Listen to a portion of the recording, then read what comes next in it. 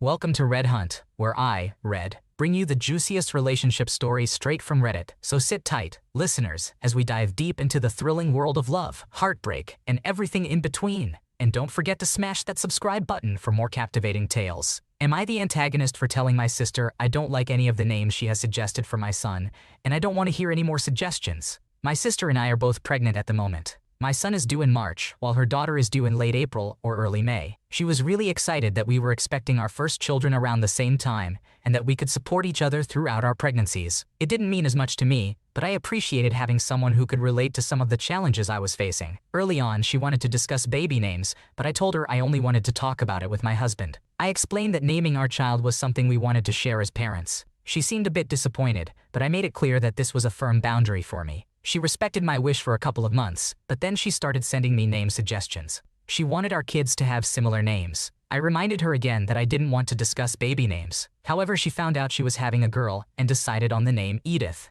And then, she told me we needed to choose an old-fashioned name similar to Edith. A few weeks later in November, she sent me a list of vintage and old-school baby names. I reminded her once again that we weren't discussing names. Just recently, she asked if we had chosen a name, and I told her that we had, but we weren't sharing it. She insisted that as sisters going through pregnancy together, she deserved to know. I firmly told her that no one would find out until my son was born. In response, she sent me a list of popular classic boy names, highlighting her favorites. I chose to completely ignore the list in her comment. When we saw each other over the weekend, she asked me why I wasn't discussing names with her and why I seemed dismissive of her suggestions. I reiterated that I had already communicated my boundary numerous times, that naming our child was a decision reserved for my husband and me. She then mentioned that I never indicated whether I liked the names she sent. I explained that it was because I never asked her to send them in the first place. She persisted for 2 hours, badgering me to share my thoughts on the names. Finally, I told her that I didn't like any of the names she suggested. I clarified that we had chosen a different style of name and didn't desire any more input.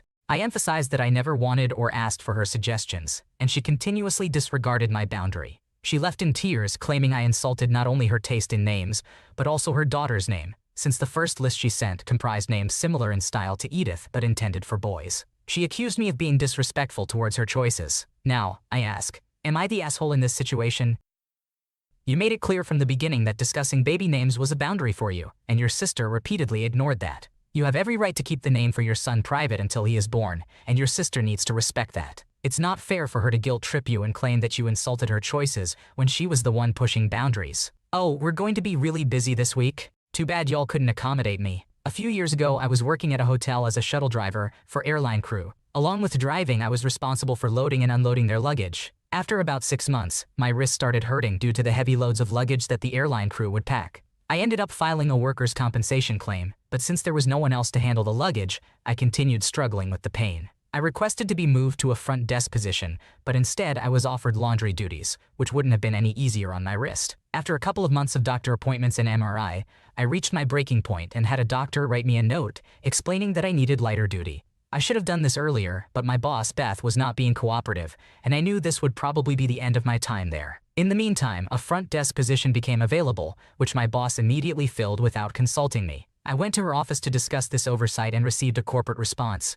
It's important to note that the hotel was located next to a major highway. I was familiar with alternative routes between the airport and the hotel, so traffic jams on the highway didn't bother me much. During the conversation with my boss, we were just 2 days away from a visit from the president, which meant that traffic would be at a standstill, but the airline crew still needed to make it to their flights. After my boss dismissively responded to me, I pulled out the doctor's note from my pocket. I said, "I'm sorry, but I can no longer continue working as a shuttle driver. You offered me laundry, which is not a suitable option, and you refused to consider a front desk position. Enjoy the traffic on Thursday." Her shocked expression was priceless. She called in another manager to convince me to stay, and laundry was mentioned once again. Despite it being clear that this would not help my wrist injury, I simply pointed at the note and said, "I can't engage in any tasks that would strain my wrist." I've asked multiple times about the front desk position, which I am more than capable of doing, but apparently that option is now off the table since Beth filled it. Later on, a coworker informed me that Beth herself had to handle the shuttle runs that day. I spent my day enjoying some rest on the couch and occasionally checked on the traffic situation.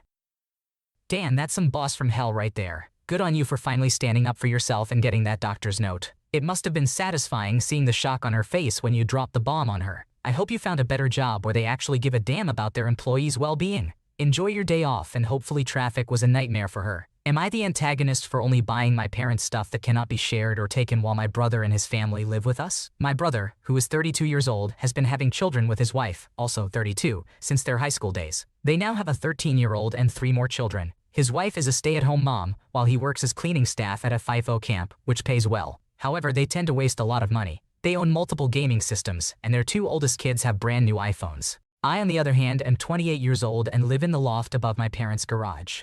I don't pay rent because my parents want me to save for my future. I help out around the house and buy groceries for both my parents and myself. My brother and his family live in the in-law suite in my parents' basement. Initially, it was supposed to be rented out to provide extra income for my parents' retirement. However, when my brother lost his job for refusing to get vaccinated, our parents allowed them to move in. I used to love buying them gifts, but my brother and his family always seemed to need what I happened to give. For instance, I brought my mom a vibrant bag called a maquila from Colombia. My 9-year-old niece saw it and wanted to use it for a school project, and somehow it got lost. Similarly, I got my dad a bottle of Van Winkler bourbon, his favorite, but my brother and his wife found it and mixed it with orange juice because they found it too strong. Due to these incidents, I changed my approach. I took my mom alone to see Anastasia, getting us great seats. I also treated my dad to a steak dinner and then to a speakeasy, where I bought him a costly $160 cocktail. These are activities my parents enjoy, but wouldn't spend money on themselves. I keep the groceries I buy in my loft. I cook meals for my parents and invite them over, or bring the ingredients and cook with my dad. My brother started questioning why I don't leave the groceries in the freezer, fridge, or pantry that he and his family have access to. He also wondered why I stopped buying gifts for our parents. I asked him if he paid any rent or contributed to the household, considering I lived there for free. His response was that he was exhausted when he was home, and his wife and kids were too busy to help. In contrast, I work full-time, volunteer at a cat rescue, participate in theater sports as a hobby, and still manage to assist with yard work, house chores, errands, and taking care of our grandmother, who resides in a facility for dementia patients. When I pointed this out, he called me a derogatory term. I then mentioned that I was cautious about leaving anything around that his family might take, but he accused me of being paranoid. Now we are arguing, and our parents are upset. His wife insulted me for not sharing the treats I buy for our parents, but I can only afford to buy treats for my parents and myself, not for 5 additional people who don't contribute. Dude, your brother and his family are really taking advantage of your parents and you. You're already doing so much for them, buying groceries and treating your parents to special experiences. They should be grateful instead of expecting you to cater to their every need. It's pretty messed up that they're calling you names and accusing you of not sharing treats. Stick to your guns and keep doing what you're doing for your own sanity. Boyfriend planned a beautiful birthday but also complained a lot and ate my cake in the middle of the night. Should I discuss this or just drop it? I want to start by saying that I really appreciated the effort my boyfriend put into celebrating my birthday. However, I'm feeling a bit conflicted about it. I'm reaching out for advice because birthdays tend to make me sensitive, and I recently got out of a toxic long-term relationship that has left me unsure about what is normal or a red flag. We've been together for a year now. On our first birthday together, we had only been dating for 2 months, but we still celebrated. Unfortunately, it didn't go very well. There was no food for me as a vegetarian, and I ended up cleaning up someone else's party on my actual birthday. There was no gift or dinner plans. I became upset after not having much food for 2-3 days. We were in a place where I couldn't find food or order anything. He felt bad and took me out to dinner to make up for it. Now, after a year, he wanted to make up for the previous birthday. He took note of everything I liked and celebrated for 2 days. He booked a nice hotel room with a view, got me pink balloons, took me to a restaurant covered in flowers, and gave me presents, champagne, and a cake. It was all so beautiful. However, there were some negative moments. For example, he seemed annoyed when I accidentally bent the wrapping paper of the bouquet of flowers. He was also rushing and agitated when we were trying to figure out where to eat dinner. He insisted on having the cake at midnight, even though I was tired and wanted to wait until the next day. He ended up eating a large portion of the cake while I was sleeping and apologized for it later. The next day, he rushed me through breakfast and the tea at the spa. During a tour of jewelry stores, he complained about the prices and made it clear that this type of gift wouldn't be happening often. He asked me what I bring to the relationship and continued to talk about the prices of the jewelry. He seemed sad when I told him I didn't need more and he didn't have to buy the jewelry. I appreciate all the effort he put into my birthday, but I can't help feeling a bit uneasy about these incidents. We have discussed some of the issues and he has apologized, but I still have some reservations. I will keep an eye on things for now and remain cautious. Wow, it sounds like your boyfriend really went all out for your birthday, and it's clear that he put a lot of effort into making it special for you. However, there were a few moments where he seemed stressed or agitated, which is understandable given all the planning. It's important to communicate with him about how you felt during those times and keep an open dialogue about your needs and expectations in the relationship. Am I the antagonist for telling my mother she hasn't been my mom since I was 5 and I don't owe her anything? When I was 5 years old, my mother had her second child, my sister. We have different fathers, and neither of them were involved in our lives. Unfortunately, my sister was born prematurely, which caused a significant change in my relationship with my mother. She dedicated all her time to being at the hospital with my sister, leaving me to be passed around from friends to family members, and even strangers. I would end up with relatives of my aunt's husband or friends of family friends. My sister spent months in the hospital due to her early birth and faced several complications. She was one of the youngest premature babies in the hospital's history. As she began to gain strength and was ready to go home, complications related to her stomach surfaced, requiring extended hospital stays and additional treatments. My mother continued to go in and out of the hospital with her for a couple of years, attending surgeries and providing care during her illnesses. During this time, even when my mother was home with my sister, I would usually be kept elsewhere, and on the occasions that I did stay with her, I was often left alone while she focused solely on my sister. When my sister turned 2, she was diagnosed with leukemia, which led to further treatments, frequent hospital visits, and an even greater disconnect between us. By the time I was 10, my mother felt comfortable leaving me at home alone while they were at the hospital. This was also the time when my teachers began to suspect that I might have dyslexia and reached out to my mother, but her attention remained solely on my sister, leaving me without any support. Things did not change even after my sister became cancer-free and required less hospitalization. My mother's devotion to her prevented her from paying any attention to me, and both of them became strangers to me. As a teenager, I began staying with my girlfriend's family, and my mother didn't seem to care. I would only return to her house when I needed to collect my belongings. When I turned 18, I officially moved out and received a diagnosis for my dyslexia. Now, after several years, I have little to no contact with my mother or my sister. I do not hold my sister responsible for any of this. Our lack of a bond resulted from the circumstances when we were younger,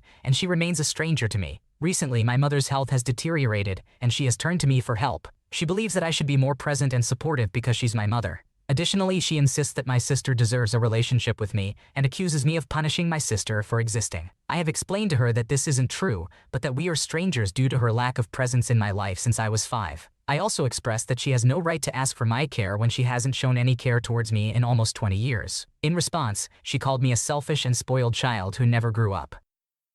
It's completely understandable that you don't have a close relationship with your mother and sister, given the circumstances you've described. Your mother prioritized your sister's health over your own well-being, and it's not fair for her to suddenly expect you to be there for her now that she's facing health problems. It's important to prioritize your own happiness and needs, and it doesn't make you selfish or spoiled for putting yourself first. Wife wanted open marriage. After I started dating, she wants to add more rules. What would you do in my position? 2.5 years ago, my wife Sarah, 36F, asked me to open our marriage, strongly implying that divorce was the alternative. After considering it, I agreed because we have 2 children and I didn't want a divorce, especially considering my long working hours. So, I established some guidelines. No bringing dates into our house, no dating mutual friends, acquaintances, family members, or colleagues. We agreed to keep our outside relationships private. For the next 2 years, I focused on my job and my kids. I worked long hours and devoted any free time I had to them. I didn't have time to date, nor did I try. I even moved to another room because the thought of Sarah being intimate with another man and then sleeping in our bed was unsettling. Our relationship became purely transactional as we co-parented our children. I didn't want any details about her sex life. This summer, I achieved my financial goals, becoming debt-free with enough money saved for our kids' college funds and their future home deposits. With my work hours reduced to 30 per week, I finally had some free time. Instead of allowing Sarah to take on more debt for a new house and car, I declined. During this time, I took a vacation with my older son to explore the US. I also worked on renovating our house, turning the basement into my own space. I started working out and embraced a healthier lifestyle. Then I decided to actively pursue dating. For me, casual sex wasn't satisfying. I wanted to build a friendship first. I went on a few dates and connected with a woman named Jane. Jane and I explored various activities together, such as concerts, art galleries, comic cons, and movies. Additionally, we had a physical relationship. Sarah started to ask about my dates, but I refused to discuss them. When I discovered her snooping through my phone, we had a heated argument. Now, Sarah wants to update the expectations of our open marriage. She wants us to attend counseling, sleep in the same room, and spend quality time together. Our outside relationships would strictly remain sexual, and we would openly discuss our sexual partners. I expressed my satisfaction with the current arrangement and even encouraged her to find a partner. However, I made it clear that I do not want to discuss our partners. She is standing firm. At this point, I am torn between working on our marriage or initiating divorce. I could use some advice. Wow, this sounds like such a tough situation. It's understandable that you agreed to open up the marriage initially to avoid divorce, especially with kids involved. It seems like you've been focused on work and the kids for so long that now that you have time for yourself, you're exploring the dating scene and found someone you connect with. It's tricky when your wife wants to change the rules, but ultimately, it's up to you to decide whether to try to repair the marriage or go through with the divorce. Good luck! Thanks for watching. When you subscribe, make sure to hit the bell to turn on notifications so you never miss a video. To finish listening to all the stories, check out the playlist in the description.